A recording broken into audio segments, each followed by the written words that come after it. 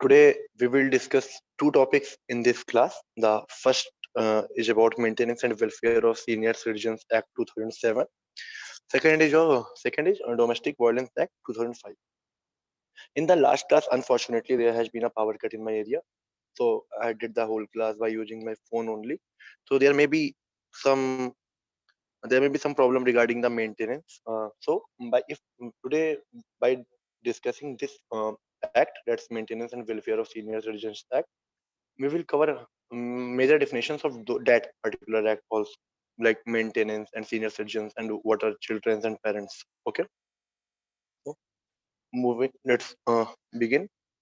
Okay, so first act which we are going to discuss, the summary part of that act which we are going to discuss is Maintenance and Welfare of Senior Citizens Act 2007.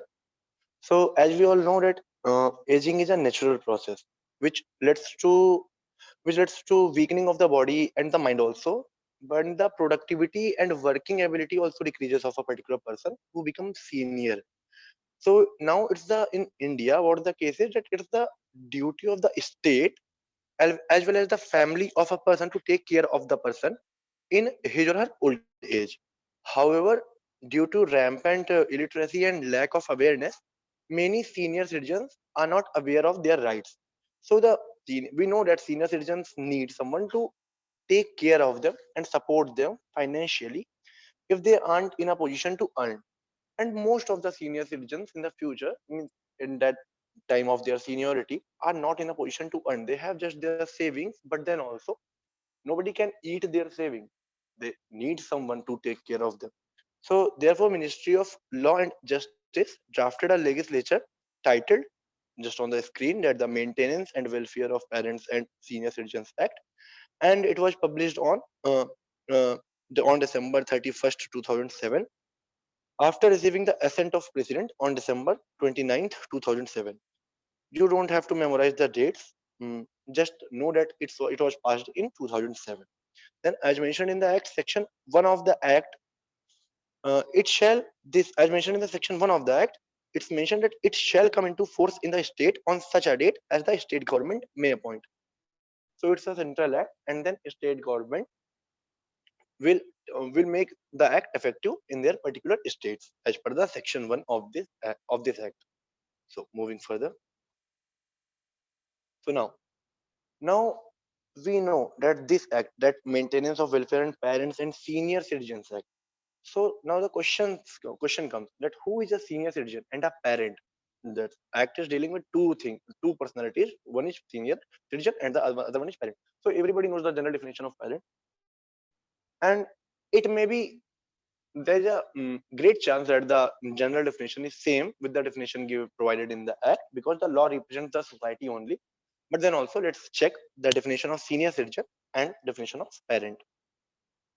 Now now uh, okay, so section 5 comes with the definition of senior citizen, and in section 4 of the act, it mentions that a senior citizen, including a parent who is unable to maintain himself from his own earning and property owned by him, can claim maintenance. Okay, this is mentioned in section 4, and in section 5 the definition of senior citizen has been mentioned.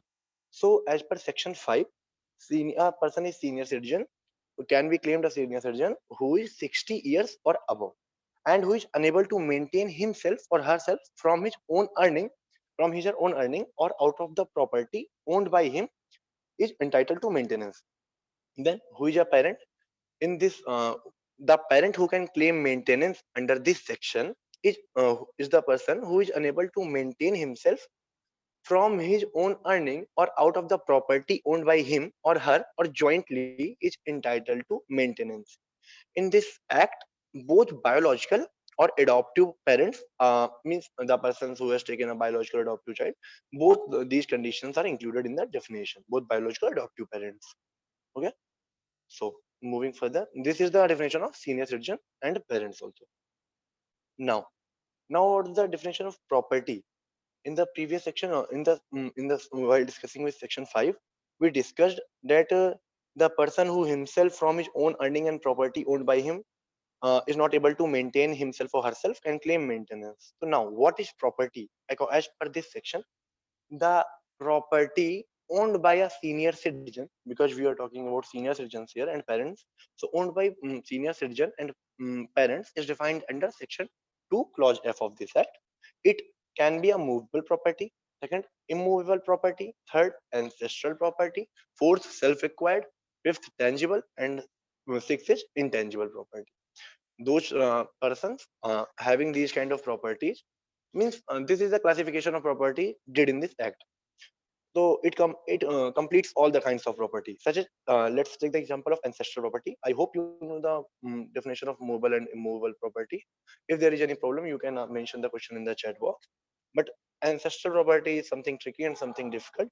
So ancestral property is a property acquired by your great grandfather, means acquired by a family, acquired by a great grandfather, which has been passed down from generations to generation, your grandfather and father, up to the present generation. That means up to you, without being divided and partitioned by the family.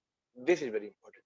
That ancestral property is the property acquired by your great grandfather, which has been passed down from generations to generations. It's obvious that it's from your great grandfather to your grandfather and then to your father and then to you, without being divided and partitioned by the family. This is the meaning of ancestral property.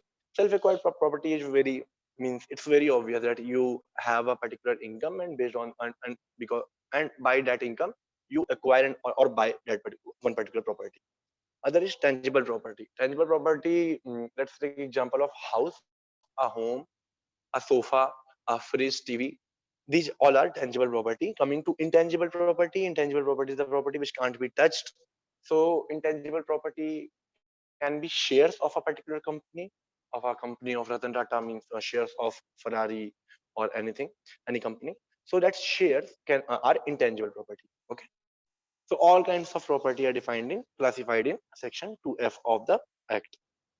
Now moving further. Okay. So maintenance and welfare. What all will be covered in maintenance and welfare, and what the act wants to provide by dealing with the concept of maintenance and welfare.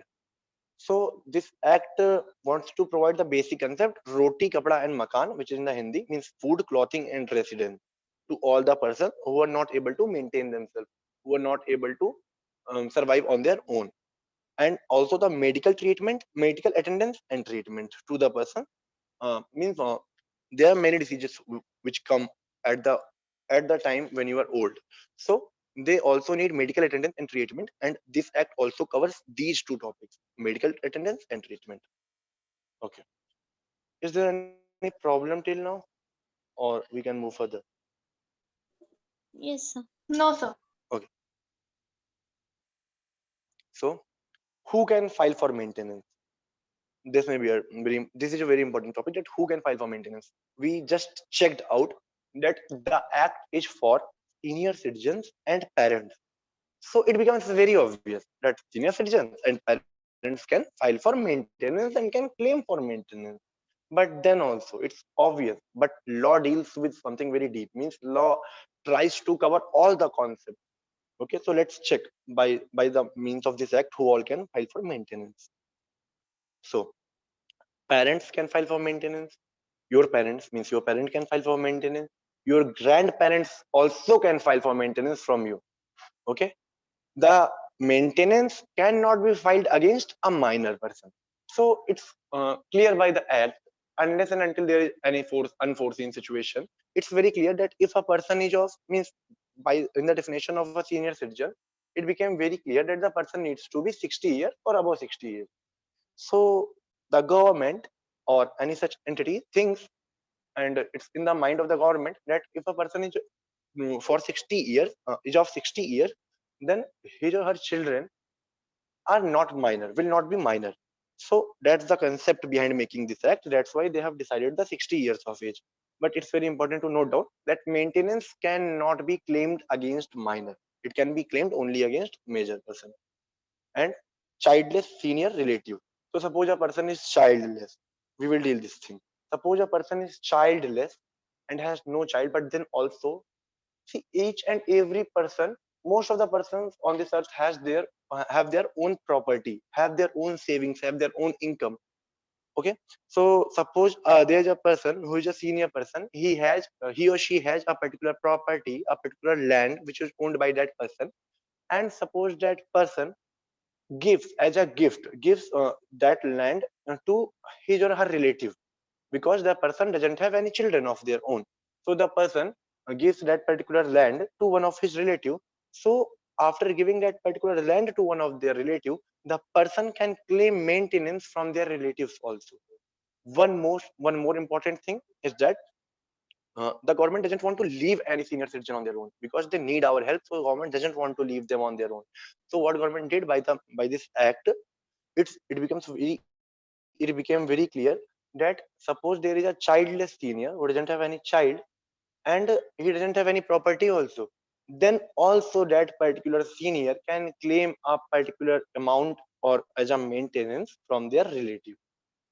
It doesn't need that it doesn't have to be in the same situation that the particular senior has to give as a gift, give his or her land to any relative. If he doesn't have any land, then also the senior can ask the can claim maintenance from any close relative. Okay, and one most important thing is that any NGO or any other authorized person can also claim maintenance from the relative, from the grandsons or from the children of that senior person. Suppose a person has become a person is of 80 age, and then the person can't walk, can't even walk. So the person doesn't have the strength to move to the court and ask maintenance from the court. So on the behalf of that person, any NGO or any other authorized person also can ask or claim maintenance from the relative. Okay. And one more thing, that file for cost of proceeding as well. So suppose the senior won the case and court decided that the children have to pay, now children have to pay the maintenance to that senior person, then the senior person can also claim the cost of proceeding from the children, or from the or from any relative or from their grandchildren. Now, let's discuss one more concept, which is a very recent concept about childless senior, or that childless senior can ask claim compensation from, can claim maintenance from relative. So there is one concept which is very recent, that in the situation where a senior citizen, after the commencement of the act, has transferred his or her property, movable or immovable, by way of gift or any such transfer, by the condition, see there is a condition in the transfer, that the transferee shall provide him basic amenities and physical needs. This condition is attached with the transfer, and therefore such transferee refuses or fails to fulfill such condition.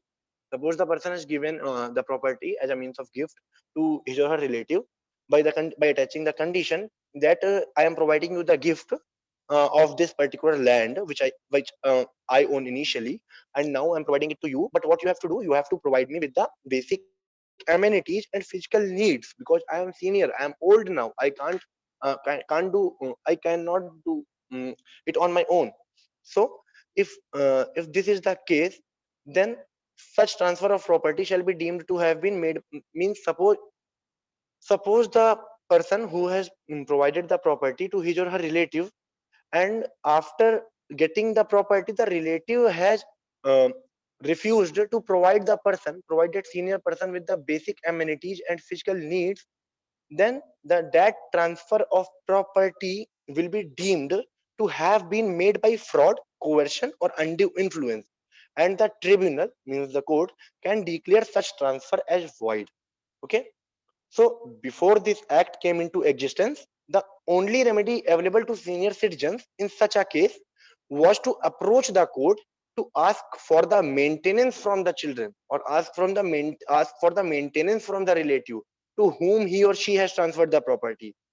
But then also such property would be the exclusive property of that transferee, means of that relative, and the senior citizen had no right on such property. But by the application of this act, by applying the provisions of this act, a senior citizen can reclaim his property from the transferee. This is in the case of childless senior or a senior or a senior who has transferred the property to any of the person. Okay, is this much clear? Should we move further? Yes, sir. Okay. Now, uh, okay, so if the property is inherited, then also the inherited person also has to provide the maintenance through that particular citizen. Okay. Now, moving further, who are children? We have discussed it while discussing the previous provisions that children includes son, daughter, grandson, granddaughter. Now, moving further. Okay, so where can be the claim of maintenance can be made, and which courts decide maintenance claim? So for maintenance, there are not courts, but there are tribunals who works similar as court, which works similar as court. So every district has its own tribunal, which is known as maintenance tribunal. You can just search it on the Google, that maintenance tribunal Delhi. Suppose one person is from Delhi, they can search that maintenance tribunal Delhi, and they will get all the address, all the timing, and all the magistrates who are sitting in that particular court. Okay, so yeah. Now this shows the way of proceeding. Moving on. Yeah, this shows the way of proceeding, how the court takes approach while deciding the uh, maintenance claim of a senior citizen. So it is under the power of civil code for section 195 CRPC. So those tribunals deals just as the civil code, and they has the power to deal with the maintenance claim under section 195 CRPC. Then uh, where the claim can be made, the claim can be made where applicant resides or last resided, where the children or relatives reside. At that place, claims can be made for maintenance. Then in under which section claim can be made? So we have discussed section 125 of CRPC, in which wife, children, or parents can claim maintenance. So here we are talking only about parents. So the claim can be made or filed under section 125 CRPC or under this act, which is the Maintenance and Welfare of Parents and Senior Citizens Act. Now, what happened? Once the claim is filed, then a notice is served on the kids. Then further, uh, the magistrate which is sitting there, means the officer or the authoritative person who is sitting in that tribunal, has the power similar to the first class of judicial magistrate. Means it can secure the presence of the children in that court. Means it has the power to summon the children in the court, and by the means of police or by the means of other administrative authority, it can make it secure that the children should come in the court. Then further, the conciliation officer has to has to give the judgment in 1 month of the of filing of the maintenance. So if someone has filed, then in the 1 month, the conciliation officer, who is the authority there, has to decide the case and give its judgment, give his or her judgment. Then, if settled amicably, pass order. So the conciliation officer, see, the conciliation term is to settle a particular dispute. So if it's the role of conciliation officer to settle the dispute amicably, and if the conciliation officer is successful in that, then he or she can pass the order. Then here comes the most important thing of this act, means of this procedure, is that no party to a proceeding shall be represented by a legal practitioner. Means the children can't appoint a lawyer on their behalf, and the senior citizen also can't appoint a lawyer. Means they can be represented by any NGO or by any authoritative person. That authoritative person can be a lawyer also, but lawyers are not needed in that tribunal, because there is you don't have to go too much into law for deciding the dispute. This is a very normal dispute in which a claim has been made by the senior citizen against their children or against their relative for the maintenance, and it can be decided by just observing the facts. It can be decided by just observing factual situations. So even the senior citizen can come onto the court and can speak of his own circumstances and of his own situations. So lawyers are not needed in this tribunal. So no party to a proceeding shall be represented by a legal practitioner. Then tribunal will determine the maintenance. As we have discussed while discussing uh, while in the previous class, that the courts are going to determine the maintenance. Same in this act also, the tribunals are going to determine maintenance. Further, interim maintenance time limit 90 days from notice. So what is interim maintenance? Suppose a person, a senior citizen, has came to a court, has approached the court and claimed for maintenance from their children, then the proceedings will go on. But suppose the senior citizen health is deteriorating by time to time, so now he needs some money with him to go to a particular hospital. Then what court can do, without coming to a conclusion, without delivering judgment, that this tribunal can give interim maintenance. The spelling is wrong. The spelling correct spelling here is interim, interim maintenance. So the court can provide interim maintenance to that particular senior, and that interim maintenance can be for 90 days. Okay, moving further. Okay, after, as the case gets decided in this tribunal, there is no appeal after appellate tribunal. Okay, there is one appeal, one chance given to the either to the senior citizen or to the children who are not satisfied with the judgment. There is one chance and they can appeal in the appellate tribunal, which is also same, which is same for the senior citizens only to hear these kind of matters. So there lies one appeal to the appellate tribunal, but there's no appeal after that appellate tribunal. Then civil courts are bad, only tribunals can look into these matters. So you can't appeal into high court, you can't appeal into civil courts, you just have to go with the process which occurs in those tribunals. So that's the reason. See, there are already too much cases in the high courts, and in high courts you need lawyers. You definitely has to spend your money on the representation, on taking the representation of the lawyer. But here in this tribunal you don't need any representative, you don't need any legal representation, and that's why uh, the civil courts are buried and only tribunals can look into these matters.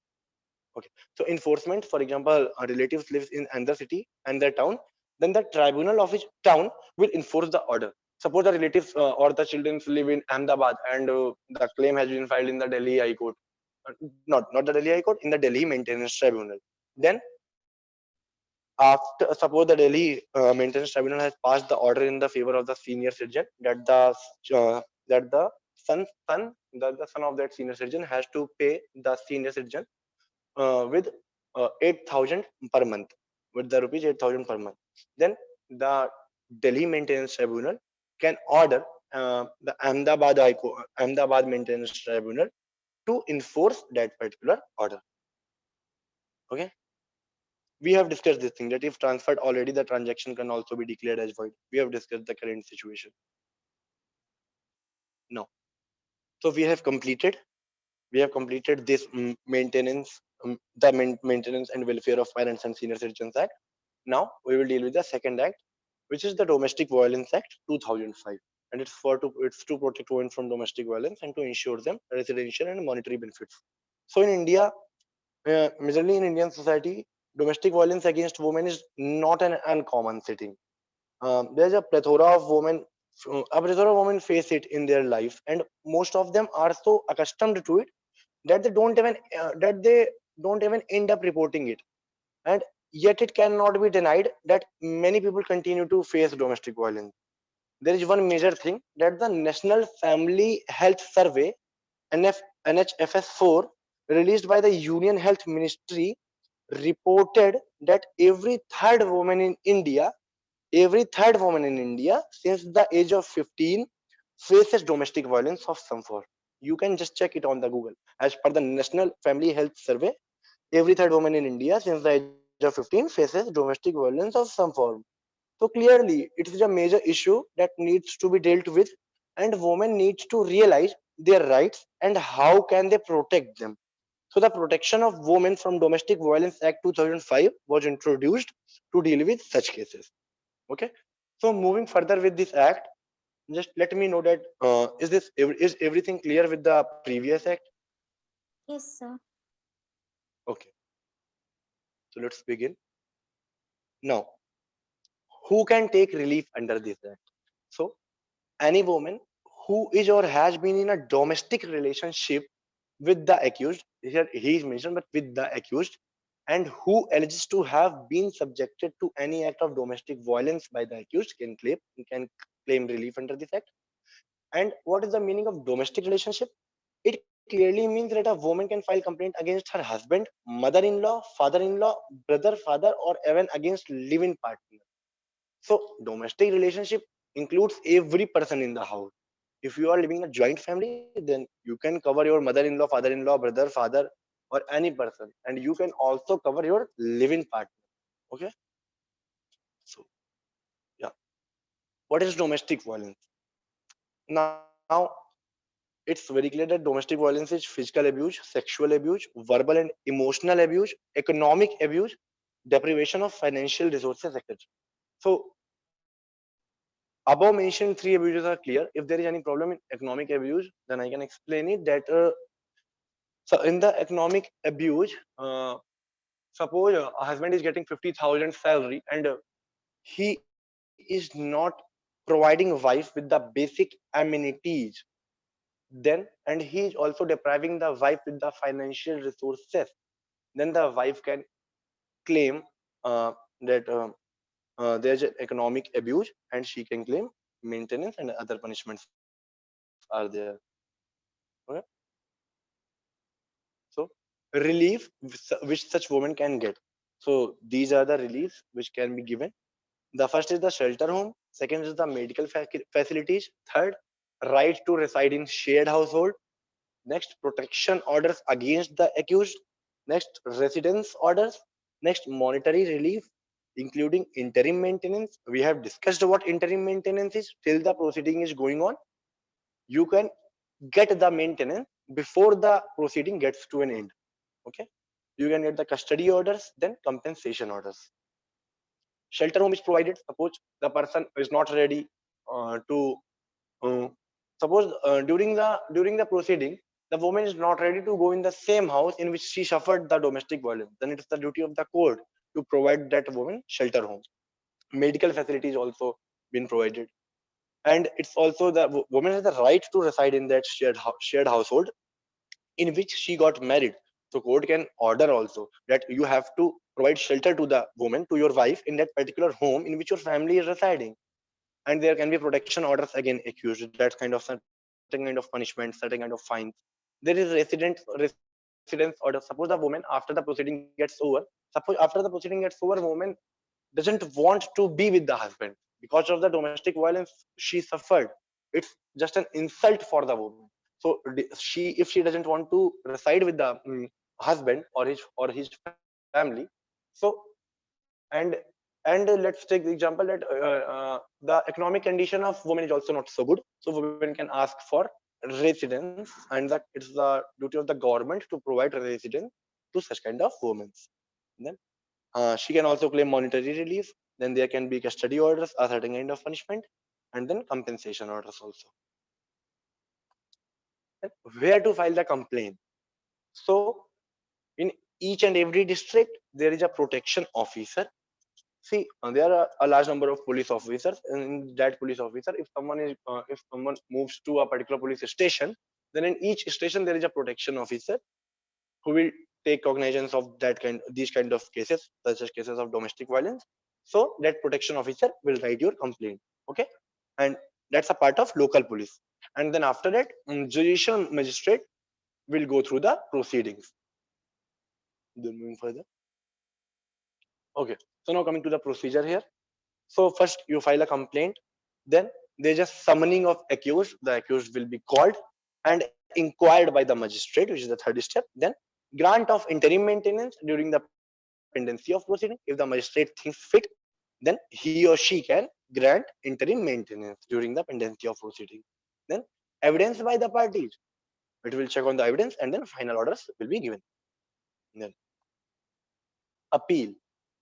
So the appeal against the order of magistrate shall lie to the court of session within 30 days from the date of order. It's very important to note the time, because they can mention, the paper consortium can mention the time in the passage, and then basically they can ask a question on the basis of that time. And you have to remember that that there is 30 days. If you know it from here only, then it will be easy for you to read the passage. So the appeal can against the order of magistrate shall lie to the court of session within 30 days from the date of order. Thereafter, High Court of concerned state can be approached against the order passed by the Sessions Court. Okay, and then if the parties are not satisfied with the High Court's approach, then they can move on to the Supreme Court also. Then penalty. What is the penalty for a breach of protection order by accused? So there is a protection order, and suppose the accused has breached it. Then there is a penalty that by imprisonment, which may extend up to 1 year, or fine, which may extend to 20,000 rupees, or both fine and imprisonment. Okay, so this is the penalty. Okay, so this is the last slide. Is everything clear in both the acts? Yes, sir. So if everything is clear, then you can access the portal and can open the questions of the previous class, and we will discuss the questions of that previous class. Okay, so you can access it on the portal, I think.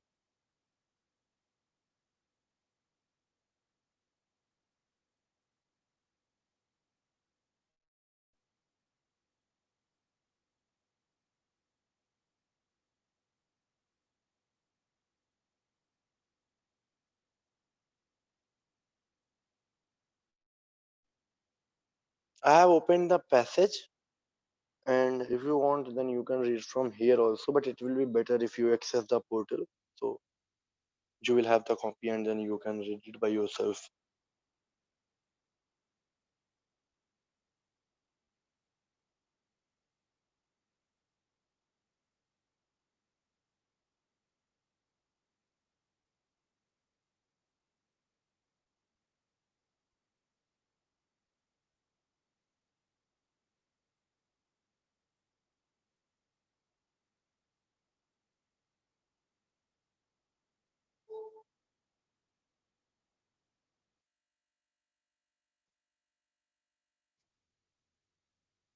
Do both the questions and mention your answer in the chat box, and if as you complete both the questions, then we will discuss both the questions.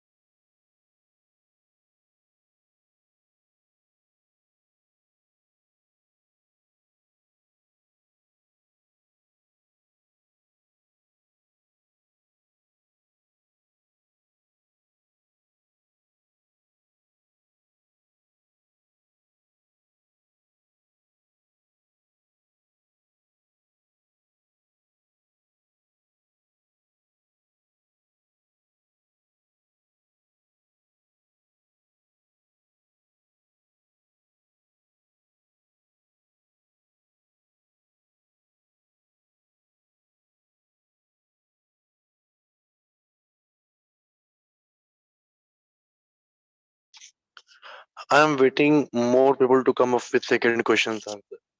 As soon as you all come with the answer of second question, then we can move. We can start discussing both the questions.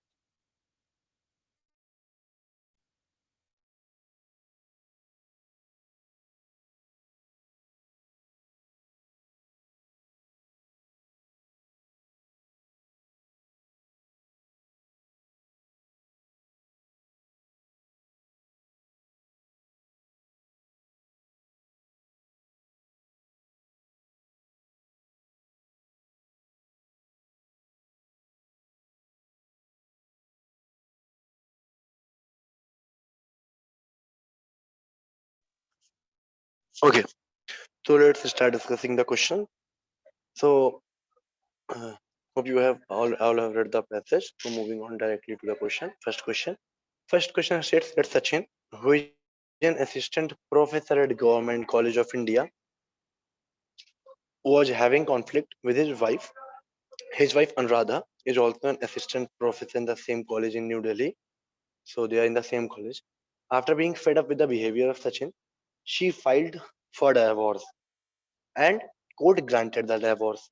Now she is claiming maintenance under section 125 CRPC, whether her claim is maintainable or not. Okay. So the main point here is in the second line that his wife Anuradha is also an assistant professor in the same college. Both are in the same college in the New Delhi and both are the assistant professor. Okay. So uh, let's check the options. All of you have suggested me that B option is the right option. We will check each and every option. So option A states that her claim is maintainable because she is now living separate from Sachin. So living separate from one of the spouse is not the only condition for getting maintenance. Moving on to the B option. Option B states that her claim is not maintainable as she has income of her own and can maintain herself. So she can't ask for maintenance. Okay, this seems to be the great option because she has the income of her own, and we also know that it's equal to that of the Sachin. So if she has the income of her own, which is equal to his or her spouse, then the person can't claim maintenance. Okay, so B option seems to be the right option. But let's check C and D also. C states that her claim is maintainable because her living standard has fallen after the divorce. So to keep that level of standard as it was before the divorce, he must be paid some alimony. Okay, so she have been paid some alimony, but the problem here is that it's not mentioned in the fact that her situation deteriorated after the divorce. Both are getting the same salary, so she is not entitled to get the maintenance. Now option D states that her claim is maintainable as Sachin earns a handsome salary and he can't spend all. Okay. So Sachin doesn't get a handsome salary. If he gets the handsome salary, then the wife and Radha is also getting a handsome salary. So option D is wrong. Okay, so we are left with only one option, which is option B, and option B is the great and right option. Moving on to the question second. So in question second, condition of Uday is given. So Uday, who is an employee at TCS Corporation, is living in a flat in Mumbai with his girlfriend Tanya for last 2 years. Then they were living in a healthy relationship. Okay, they both seem as a married couple in the eyes of their neighbors. Okay, in July 2020, Uday lost his job due to COVID-19, and Tanya now started living separately from Uday. In November 2020, Uday got a job in Infosys Corporation and is earning six-digit salary. Okay, that's after divorce. So Tanya has filed a suit for maintenance in the court. Let's check what all you have suggested as the answer. So persons have suggested A and C as the answer. Okay, so let's check which option is the correct option. So the first option states, before moving on to the first option, uh, come to the third line of the question. Third line of question states that as a married couple in the eyes of their neighbor. And while discussing the previous act, we have discussed that if someone is living in live-in relationship, then it's very important that they seem to be a married couple in the eyes of their neighbors. Okay, it's just referred by the court. We have referred this thing while discussing the judgment also. So first option states that Tanya's claim is not maintainable as she is not a wife of Uday. So We have discussed the after divorce scenario. So if there is divorce and under section 125, after divorce, the late wife can claim for maintenance. That's very clear. So option A is wrong because a person can claim maintenance after the divorce. So A option is right. A option is wrong option. Moving on to the B option. B option is states that Tanya's claim is maintainable as she was a girlfriend of Uday, and if Uday hadn't lost his job, they would have been married to each other anyway. Okay, so this is the wrong option. This gives a predetermined event. So we are not going to take any predetermined event. Okay. So coming on to option C. Option C states that Tanya cannot be deprived of maintenance as she was living like a wife of Uday in the eyes of her neighbors. So Uday will give maintenance to her. Okay, this seems to be the great option because we know that if a person is living like a wife with any other person, that is a living relationship. Okay, and after some time they both get separated and the other person asks for the remuneration or asks for the maintenance, not the remuneration, asks for the maintenance, then it's very important that what is their image in the eyes of their neighbors. So here it's clearly mentioned in the question that they have the image of a couple, like a just like a married couple in the eyes of their neighbors. So option C states that thing that Tanya cannot be deprived of maintenance as she was living like a wife of Uday in the eyes of her neighbors. So Uday will give maintenance to her. Okay, so option C seems to be the right option, but let's check D also. D states that when Uday and Tanya got separated, Uday didn't have any job, so he was not even able to maintain himself. So her claim to get maintenance from an unemployed person is arbitrary and non-maintainable. This is not the condition. This is wrong because after that he got the job and now he has high standards of living and they both are living. So they earlier they both are living together. So the girlfriend who was living with the Uday in a living relationship can ask for the maintenance. So option D is the wrong option. So now option C is the right option. Okay. If there is any question, you guys can post that question in the chat box. Yeah. Gagi, just post it in the chat box. It will be easier.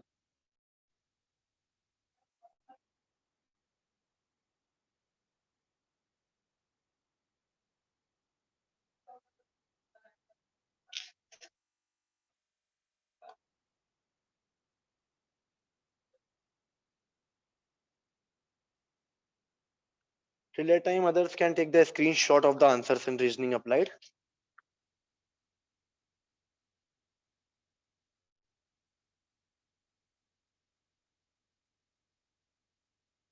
Okay. So yeah. So Gargi is asking, can an unemployed man ask his wife for maintenance if she is working? There has been a case, and while discussing 125, we have discussed that firstly what we have discussed that section 125. See, the questions which we are discussing is about section 125. Okay, so while discussing section 125, we have discussed two major points. First, that section 125 is secular, means person from any religion can claim maintenance under section 125. Second is that section 125 is uh, is not gender discriminating, means it's not gender discriminatory. Any gender can ask for maintenance. So if an unemployed man, an unemployed husband or a man can ask his wife for maintenance if the wife is working. Not even this. If the wife is getting suppose 90,000 and if her husband is getting 20,000, then also husband can claim maintenance from the wife because his economic standard is not same as that the wife, and can claim the husband can claim maintenance from the wife. Is it clear, Gargi, now?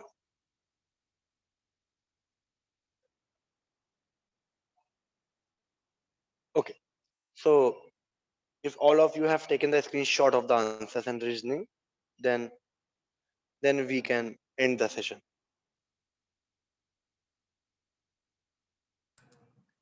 Thank you. We'll end the session now.